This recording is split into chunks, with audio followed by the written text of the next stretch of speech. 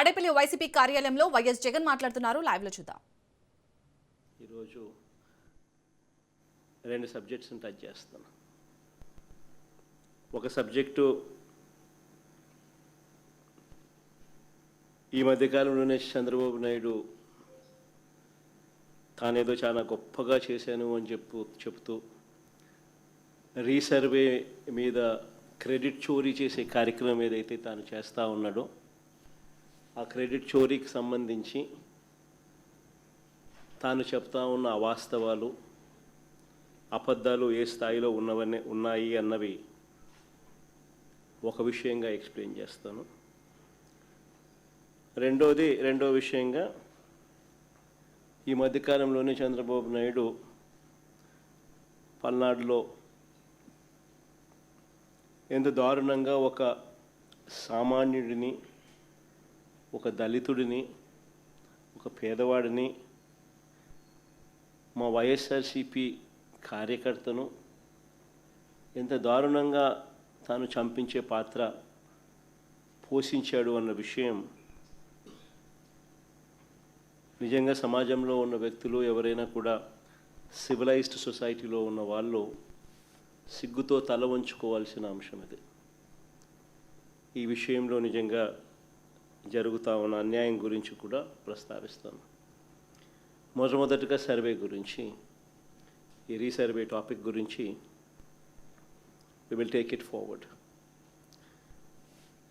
ఈ మధ్య మాట్లాడుతూ ఉన్న మాటలు ఈ రీసర్వే సబ్జెక్ట్ మీద మనమంతా కూడా చూస్తే ఒకసారి ఈ భూమండలం మీద నిజంగా ఇంతటి దారుణమైన క్రెడిట్ చోరీ చేయగలిగిన వ్యక్తి ఇంకొకడు ఎవడైనా ఉండగలడా అని అనిపించేట్టుగా చంద్రబాబు నాయుడు గారు మాట్లాడుతూ ఉన్నారు. ఊసరి వెళ్ళి కూడా చంద్రబాబు నాయుడును చూసి బహుశా సిగ్గుపడుతుందేమో.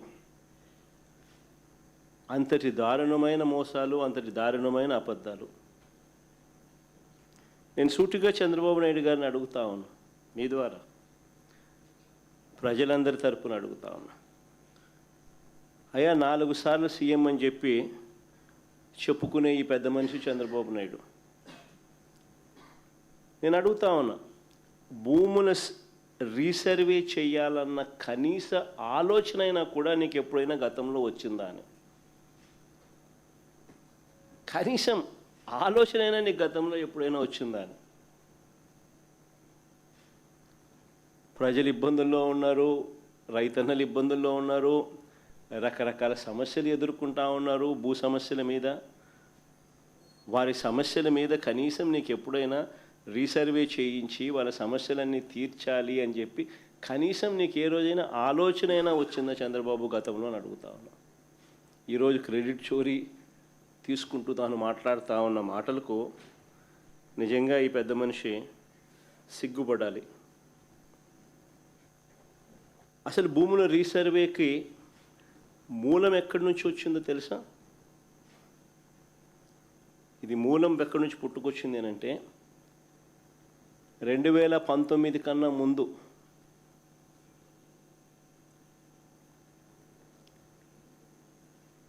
నా 3648 కిలోమీటర్లు సాగిన నా పాదయాత్రలో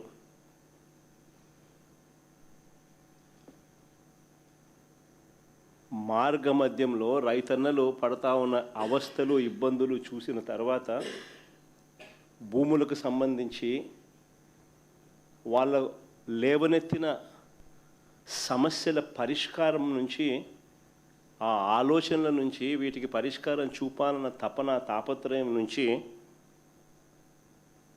శాశ్వత పరిష్కారం చూపించాలన్న ఆలోచన నుంచి పుట్టుకొచ్చింది దీని మూలం. అసలు ఆ రోజుల్లో చంద్రబాబు నాయుడు గారు ముఖ్యమంత్రిగా ఉన్నారు. నా పాదయాత్ర జరుగుతూ ఉంది. 2019కి ముందు రాష్ట్రంలో ఒక్కసారి రెవెన్యూ వ్యవస్థ పరిస్థితి ఎలా ఉంది అని అంటే, సర్వేయర్లు లేరు, సరిపడా సిబ్బంది లేరు, పరికరాలు లేవు, లేటెస్ట్ టెక్నాలజీ అంతకన్నా లేదు. భూములు ఎప్పుడైనా కూడా క్రయ విక్రయాలు జరిగినా లేకపోతే భాగ పరిష్కారాల్లో భాగంగా ఏదైనా కుటుంబాల మధ్య డివిజన్ చేసుకున్న సబ్ డివిజన్ లేదు, మ్యూటేషను లేదు. ఇవి కూడా జరిగేటివి కాదు. పైగా ఎడా పెడ, లెఫ్ట్ రైట్ సెంటర్, ఈయనకు ఎప్పుడు మూడొస్తే అప్పుడు, ఎప్పుడు బుద్ధి పుడితే అప్పుడు, ఎవరైనా నచ్చకపోతే అప్పుడు 22A అంటే ప్రోహిబిటెడ్ ల్యాండ్ సేల్. 22Aలో భూములు పెట్టడం, ప్రోహిబిటింగ్ ఎనీ ల్యాండ్ సేల్. వీళ్ళకి ఇష్టం రైతులను, ప్రజలను ఇబ్బందులు పెడుతూ అవస్థలకు గురి చేస్తున్న పరిస్థితి. ఇలాంటి 1,00,000 సమస్యలకు పరిష్కారంగా సమగ్రమైన భూ సర్వే అండ్ సమగ్రమైన ల్యాండ్ రిఫార్మ్స్. భూ సంస్కరణలు చేయాలన్న ఆలోచన వాటి నుంచి వచ్చింది. అందుకనే 2019 ఎన్నికల కన్నా ముందే మా మేనిఫెస్టో కాపీ కూడా ఒకసారి డిస్ప్లే చేయండి ఒకసారి. మా మేనిఫెస్టో కాపీలోనే 2019లో ఒకసారి డిస్ప్లే చేయండి.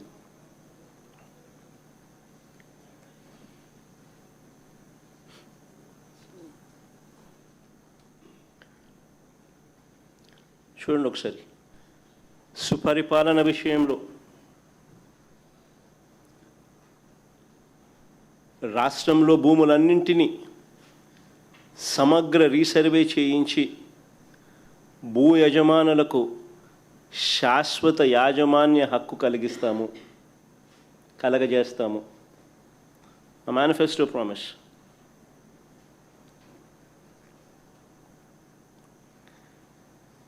అక్కడి నుంచి పుట్టుకొచ్చింది.